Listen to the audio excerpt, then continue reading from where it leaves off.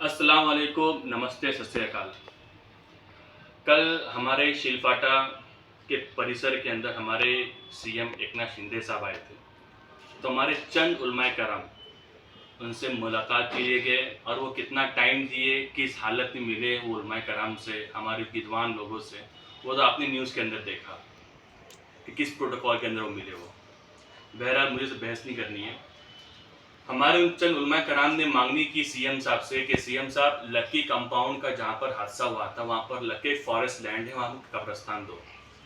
मैं पूछना चाहता हूँ, ठीक है, खड़ी गांव के अंदर, डाला गांव के अंदर जो इतना बड़ा कब्रस्तान है, तो तकरीबन कई एकड़ों से ज़्यादा बड़ा है, अगर 3 साल भी इसको भरा जाए तो भर नहीं सकता है। क्या उसके अलावा भी आपको कब्रस्तान ही चाहिए? आपको क्या सिर्फ आपने सीएम साहब से कब्रस्तान ही मांगा? सच्चर कमेटी की रिपोर्ट कहती है कि मुसलमानों की एजुकेशन की लेवल इतनी गिरी है कि उनको सबसे ज़्यादा कॉलेज और स्कूल और पाठशाला की ज़रूरत है, लेकिन आपने मांगनी नहीं की।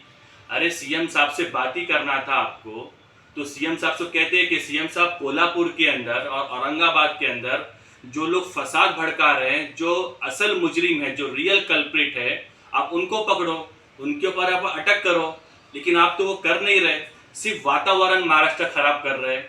अगर आपको सीएम साहब से बात ही करनी थी तो जिस कल्याण के अंदर, शील परिसर के अंदर सीएम साहब आए थे, तो मैं उन उलमा से पूछना चाहता हूँ, आपने क्यों नहीं पूछा कि राजा सिंह इसी एरिया में आया था, राजा सिंह इसी परिसर में आया था और उसने मुसलमानों के बारे में कहा कि मुसलमान डांडिया है, और ऐसे ऐसे अल्फाज के जो मैं कह नहीं सकता।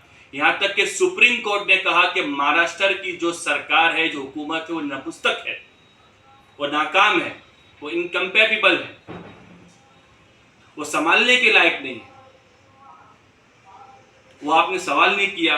आपको सवाल ही करना था सीएम साहब से। अगर आपको मिलना ही था तो आप सीएम साहब से बात करते कि सीएम साहब, आप पूरे महाराष्ट्र के इतिहास में, हिस्ट्री में आप पहले ऐसे सीएम हो जिन्होंने सारे प्रोटोकॉल को तोड़कर हाजी मलंग दरगाह शरीफ पर जाकर आपने आरती की।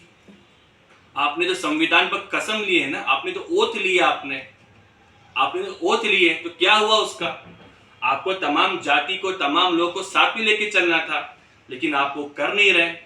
अगर उलमा कराम को सवाल करना था, कुछ मांगना, तो बात करते सीएम साहब से कि सीएम साहब, आप अहमदनगर गए, आपने वहां पर एक माहौल क्रिएट किया कि हम अहमदनगर का नाम चेंज कर देंगे, अहिल्याबाई होलकर नाम रखेंगे।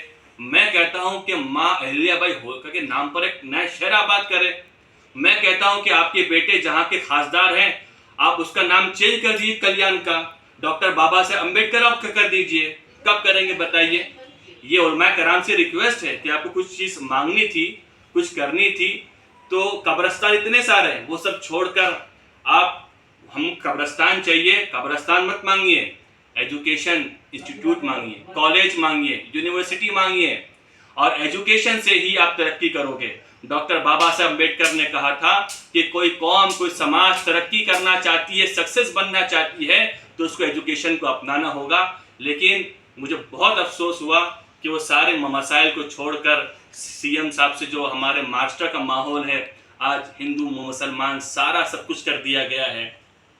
वो जो ख्वाब थे मेरे जहन में, वो ख्वाब थे जो मेरे जहन में, ना मैं कह सका, ना मैं लिख सका, ज़बां जो मिली तो कटी हुई, कलम जो मिला तो बिका हुआ।